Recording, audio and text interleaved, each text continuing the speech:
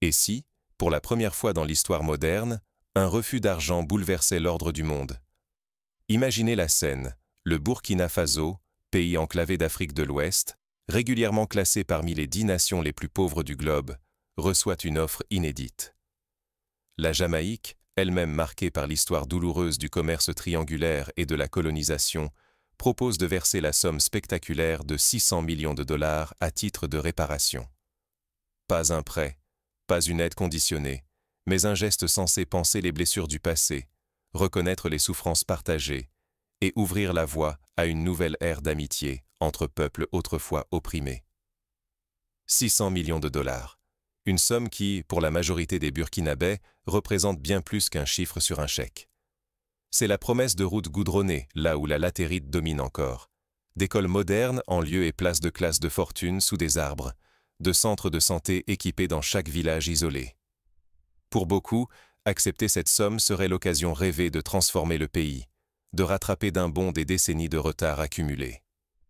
D'autres y voient une main tendue, un geste de solidarité entre nations afrodescendantes, lourd de symboles et porteur d'espoir. Mais ce jour-là, sous le regard médusé des caméras du monde entier, le président Ibrahim Traoré choisit une voie radicale. Il refuse l'offre. Sa voix est claire, assurée. Il déclare sans détour que la dignité du Burkina Faso n'a pas de prix, même face à une somme qui pourrait sembler astronomique, même à ceux qui luttent pour survivre au quotidien. Sa phrase résonne dans les chancelleries comme un coup de tonnerre. La souveraineté ne se monnaie pas.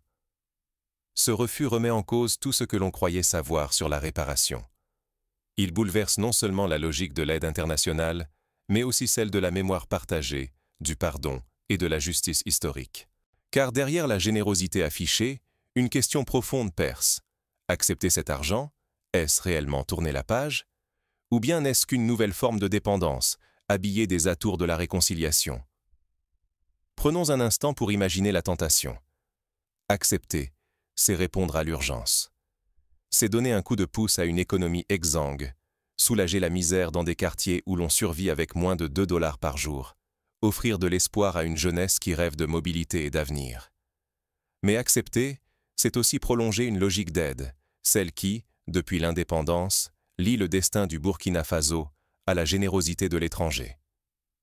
C'est risquer de tomber dans un engrenage de gratitude obligatoire, de dépendance masquée, de réformes dictées depuis l'extérieur. À l'inverse, refuser, c'est choisir l'incertitude. C'est s'exposer à la critique, au risque d'isolement diplomatique, à l'incompréhension de son propre peuple parfois. Mais c'est aussi s'offrir la possibilité de redéfinir la liberté d'un peuple, d'affirmer, devant le monde entier, que cette liberté ne se troque pas contre des chiffres, aussi élevés soient-ils. Ce jour-là, Ibrahim Traoré ne fait pas qu'un geste politique. Il pose un acte fondateur, qui interroge les racines mêmes des relations entre anciens colonisateurs et anciens colonisés. Lorsqu'il refuse la dette morale, il questionne la valeur des excuses monnayées. Peut-on vraiment acheter le pardon? Peut-on solder le passé d'un trait de plume et d'un virement bancaire? Son geste surprend, dérange, choque parfois, mais il fait réfléchir une génération entière sur le sens d'un refus, sur ce que signifie la véritable indépendance. Ce n'est pas un caprice. C'est un tournant historique. Pour la première fois, un pays africain dit non à une réparation financière venant d'une autre nation anciennement colonisée, la Jamaïque, elle-même héritière de la traite négrière et des souffrances de l'esclavage. Ce refus n'est pas une rupture avec l'idée de solidarité, mais une rupture avec la logique de dépendance.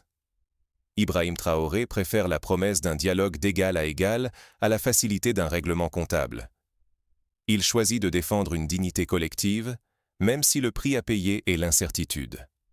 Dans l'ombre de cette décision, c'est tout un avenir qui se dessine pour le Burkina Faso et, par ricochet, pour l'Afrique tout entière. Les enjeux sont immenses. D'un côté, la tentation de vendre ses ressources naturelles pour survivre, de céder à des bailleurs de fonds qui dictent les politiques publiques. De l'autre, le pari de l'autonomie, de l'émancipation par la fierté et la souveraineté retrouvée. Ce refus est bien plus qu'un acte politique. C'est une invitation à repenser la place de l'Afrique dans le concert des nations, à redéfinir le sens de la dignité, à inspirer d'autres peuples à rompre leur propre chaîne. Mais pour saisir toute la portée de cette décision, il faut explorer les racines profondes de la réparation et des rapports de force entre nations. Comment en est-on arrivé à ce moment où l'argent ne suffit plus à panser les plaies ouvertes par l'histoire? Pour comprendre l'ampleur du geste posé par Ibrahim Traoré, il faut revenir sur l'histoire des réparations, une histoire jalonnée de promesses, de déceptions et de rapports de domination. Depuis la fin de la Seconde Guerre mondiale, la question des réparations a traversé toutes les grandes conférences internationales. La République fédérale d'Allemagne a versé, dès les années 50, des indemnités à l'État d'Israël et à des survivants de la Shoah. Plus tard, la Libye de Mouammar Kadhafi a réclamé des réparations à l'Italie pour la colonisation, obtenant finalement un accord de compensation en 2008. Mais la plupart du temps, les négociations sur la réparation post-coloniale se déroulent à huis clos, dans des salles feutrées, lors de sommets où chaque geste financier tente maladroitement de solder des siècles de blessures. On se souvient du sommet de Durban en 2001, où l'Afrique du Sud demanda une compensation pour l'apartheid, ou encore de la demande du Bénin à la France pour la restitution des œuvres d'art pillées pendant la colonisation. Et pourtant, derrière les discours solennels et les chiffres mirobolants, une réalité trouble s'impose. La plupart des fonds promis n'atteignent jamais ceux à qui ils étaient destinés.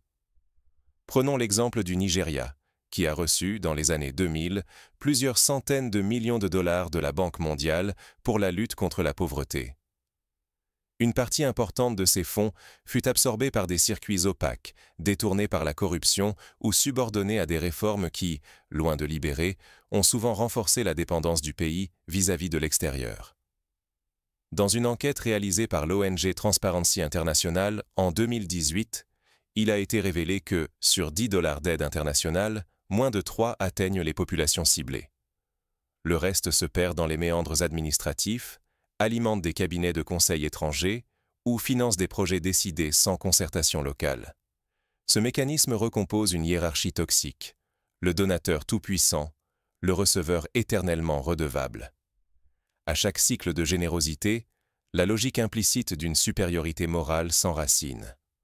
On attend de la gratitude, on exige le consentement, mais jamais la liberté totale. Autrement dit, la main tendue s'accompagne d'une laisse invisible. La mémoire collective devient alors une monnaie d'échange. Elle se réduit à un contrat, à des clauses, incapables de refermer ni le passé, ni d'ouvrir vraiment l'avenir. Les excuses deviennent une marchandise, et l'histoire, une variable d'ajustement. Comme l'a dit l'historien camerounais Achille Mbembe, l'Afrique n'a pas besoin de compassion, mais de justice. Regardons de plus près le cas de la Jamaïque. L'État jamaïcain avance vers la reconnaissance du préjudice, animé, du moins en apparence, d'une volonté sincère de panser les plaies de l'histoire. Mais l'offre de 600 millions de dollars, vite assortie de conditions, révèle un piège familier. La réparation n'est pas un transfert de pouvoir, mais la reconduction d'une tutelle économique. Même de bonne foi, le geste ne brise pas la structure. C'est toujours l'autre qui fixe le tempo, les priorités, la narration. Par exemple, dans les années 90, le Botswana a accepté des financements massifs pour lutter contre le VIH. Mais ces fonds étaient conditionnés à l'achat de médicaments produits dans les pays donateurs, réduisant ainsi l'autonomie du système de santé local. C'est là qu'Ibrahim Traoré change la donne. Son refus n'est pas une rupture avec la solidarité, mais avec la dépendance. Dire non à l'argent, c'est refuser un donner qui se transforme en laisse invisible.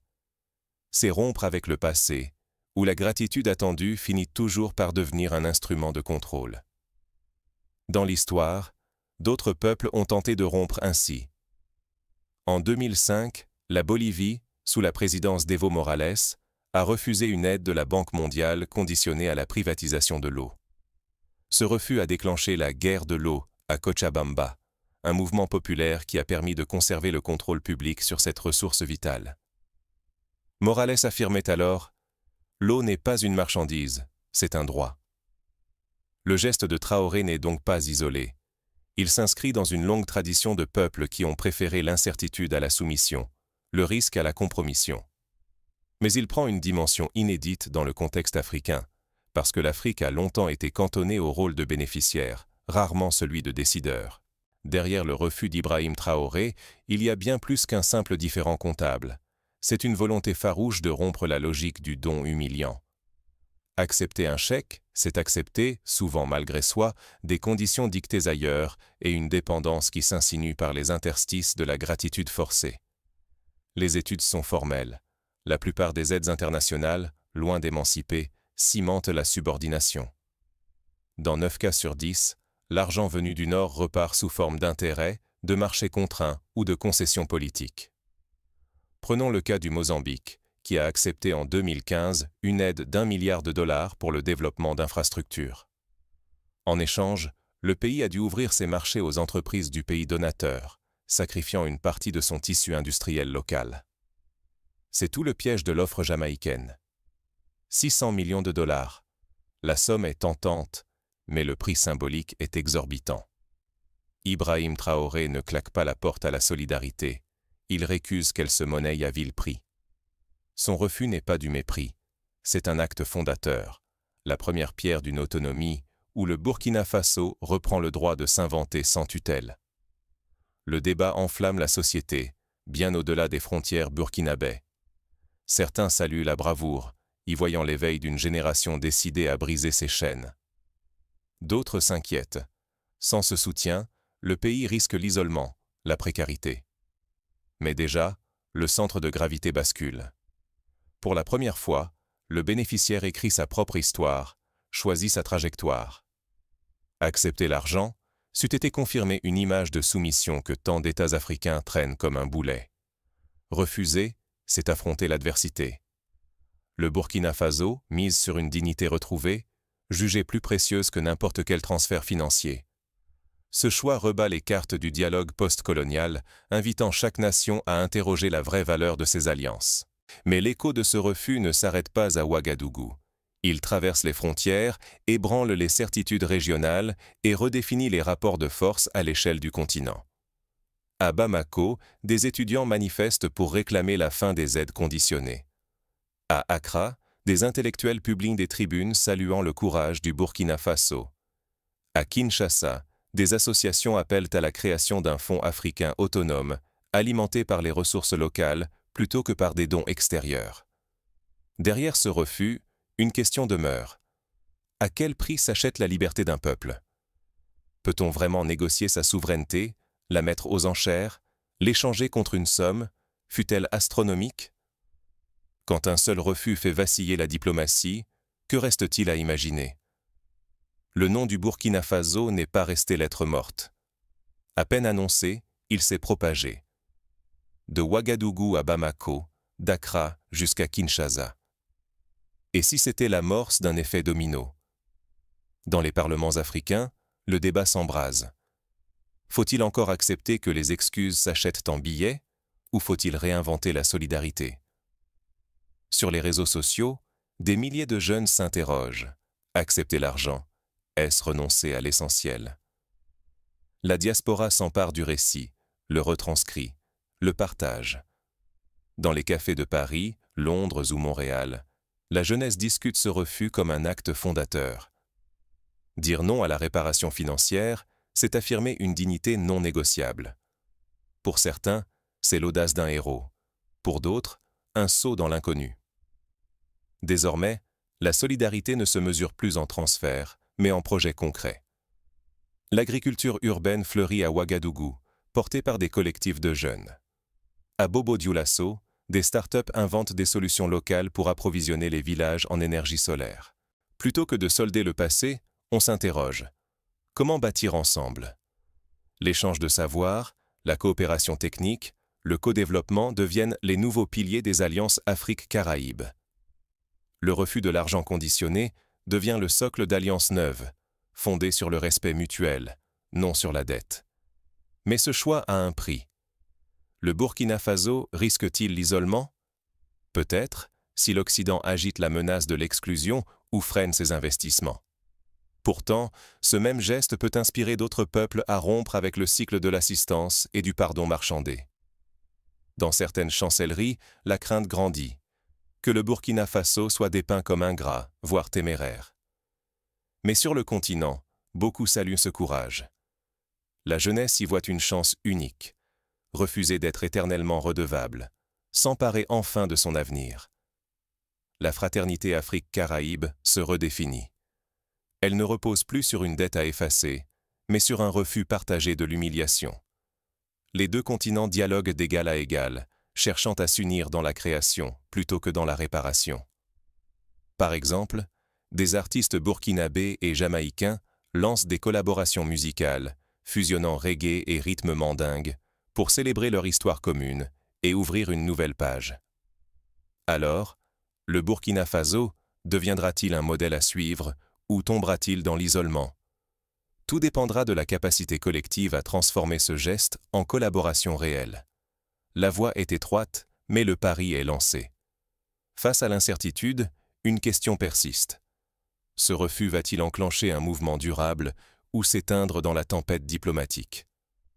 Le prochain acte révélera la portée réelle de ce geste. Comment transformer un refus en renaissance, chez soi comme à l'échelle d'une nation? Le geste d'Ibrahim Traoré nous force à revoir nos certitudes. Et si dire non n'était pas une fin, mais un commencement? Pour que le symbole ne s'éteigne pas comme un feu de paille, 5 étapes s'imposent. Premièrement, nommer la dépendance. Aucun progrès ne peut naître si l'on fuit les liens invisibles, les réflexes d'assistance ou de soumission qui rongent nos libertés, qu'elles soient économiques ou intérieures. Deuxièmement, réapproprier les ressources. Cela commence par de petits gestes, cuisiner local, soutenir les artisans du quartier, récolter l'eau de pluie, transmettre un savoir-faire manuel.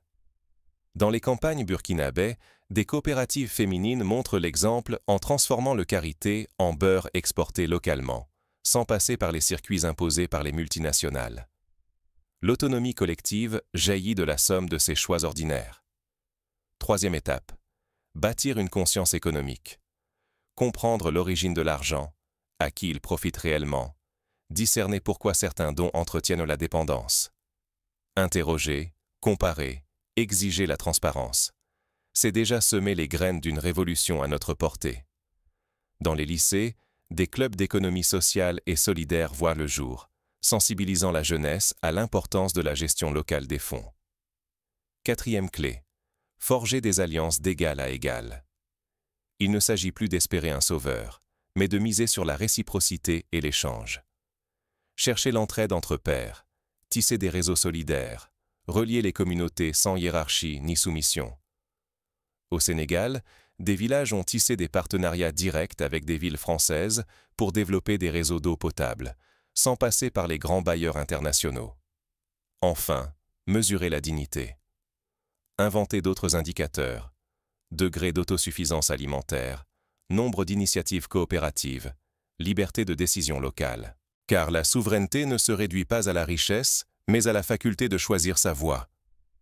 En Islande, par exemple, la crise financière de 2008 a poussé le pays à refuser les exigences de remboursement de certains créanciers, privilégiant la volonté populaire et la démocratie directe. Refuser n'est pas mépriser l'aide, c'est refuser qu'elle s'accompagne d'une laisse. C'est réinventer la relation à l'autre, transformer la main tendue en poignée de mains égales. C'est ce que prônait Thomas Sankara, président du Burkina Faso dans les années 80, lorsqu'il affirmait « L'aide qui nous aliène n'est pas une aide, c'est une chaîne ». Ce courage du refus n'est pas réservé à quelques héros. Il peut devenir une discipline collective, un leadership partagé. Chacun, à son échelle, peut apprendre à reconnaître ses chaînes, à refuser ce qui aliène, à proposer des alternatives. Dans les quartiers populaires de Ouagadougou, des jeunes créent des jardins communautaires, refusant la dépendance à l'importation alimentaire. Le refus de Traoré pose question. À quelles chaînes invisibles acceptons-nous de nous soumettre au quotidien? Dans nos quartiers, nos familles, nos entreprises, quelles petites dépendances s'accumulent jusqu'à peser silencieusement sur nos destins? Car le danger guette.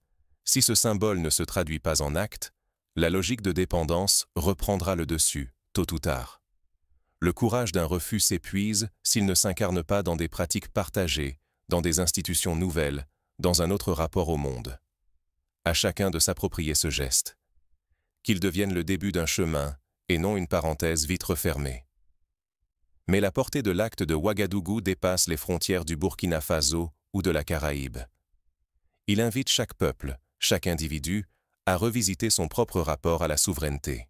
En Europe, des mouvements citoyens s'emparent du débat, questionnant la pertinence des aides au développement, exigeant un partenariat basé sur l'égalité réelle.